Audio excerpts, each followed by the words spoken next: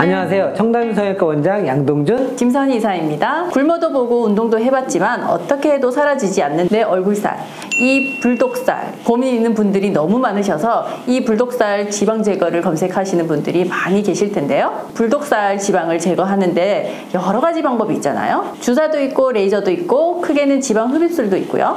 이 중 나에게 맞는 방법은 뭔지 궁금해하실 것 같아요. 흔히들 이 불독살, 불독살이라고 막 부르시는데 이 불독살은 하나가 아니고 크게 보면 두 가지로 나뉩니다. 첫 번째는 이 피부에 조금 더 가까이 위치하고 있는 표면 지방 패드고요. 하나는 근육 밑에 위치한 깊은 지방, 흔히들 얘기하는 이제 심부볼 지방이죠. 이 표면 지방 패드는 팔자 옆에 위치한 이 팔자 지방 패드하고 입꼬리 아래 턱선 쪽에 위치한 표재성 턱 지방 패드가 있고요.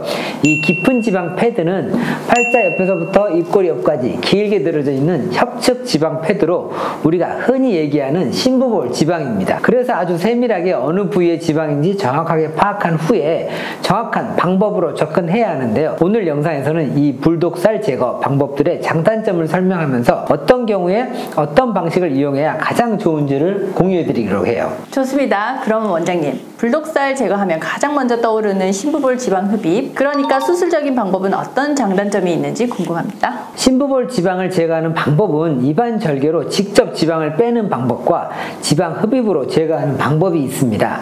심부볼이 안쪽에 위치해 있기 때문에 입안으로 절개창에 들어가 흉터가 밖에서 보일 걱정도 하실 필요가 없고요. 아주 세밀하게 진행해야 하는 수술이긴 하지만 입안의 절개창으로 시야가 확보되어 있기 때문에 혹시나 잘못되면 어쩌지?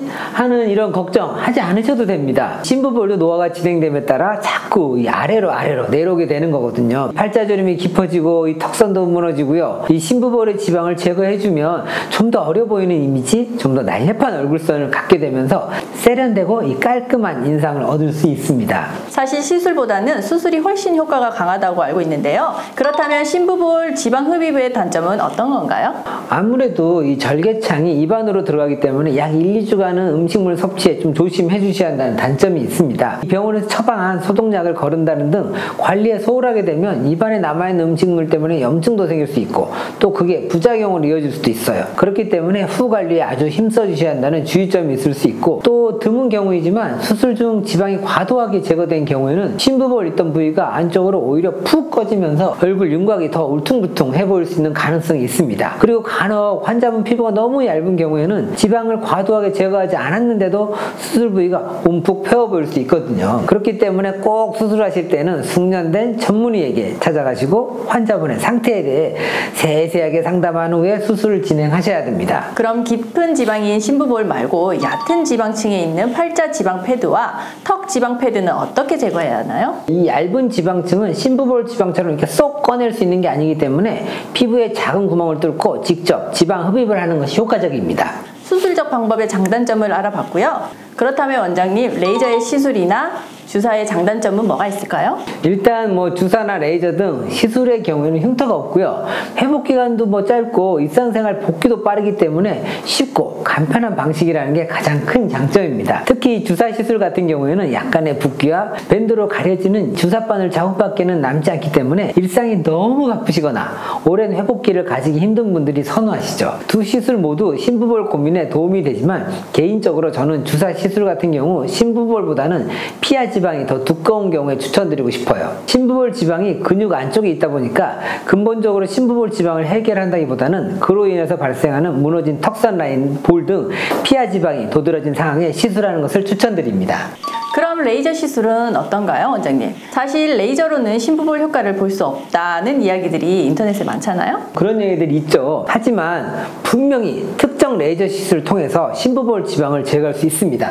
바로 울세라 레이저예요. 이 울세라는 피하 지방이 아니라 피부 속 근막층이라고 하는 이 스마스층까지도 도달하는 레이저입니다. 근막 아래에 있는 심부볼 지방도 어느 정도 녹이는 게 가능하고요. 게다가 이 울세라 레이저는 리프팅을 할 때 많이 쓰잖아요. 1차로 어느 정도 지방 제거가 되면서 안에 근육층과 피부를 쫀쫀하게 당겨주기 때문에 아주 과도한 심부볼이 아니라면 일석이조의 효과를 얻을 수 있는 방법입니다. 레이저는 주사나 수술과는 다르게 다른 고민 부위에도 바로 적용이 가능하잖아요.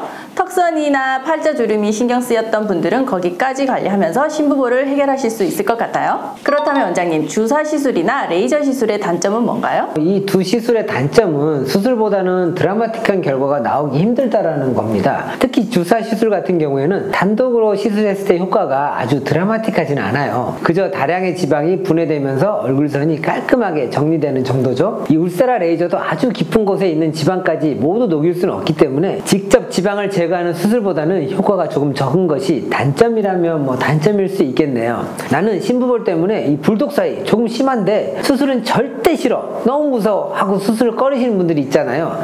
이런 분들의 경우에는 저 두 시술을 함께 해주시면 각각의 효과는 더 높이면서 안정적으로 지방 제거를 할 수 있기 때문에 좋은 선택지가 될 수 있어요. 원장님, 그럼 마지막으로 이해를 돕기 위해 간단하게 정리해주세요. 어떤 경우에 수술을 받는 게 좋고 어떤 경우에 시술을 받는 게 효과가 좋을까요?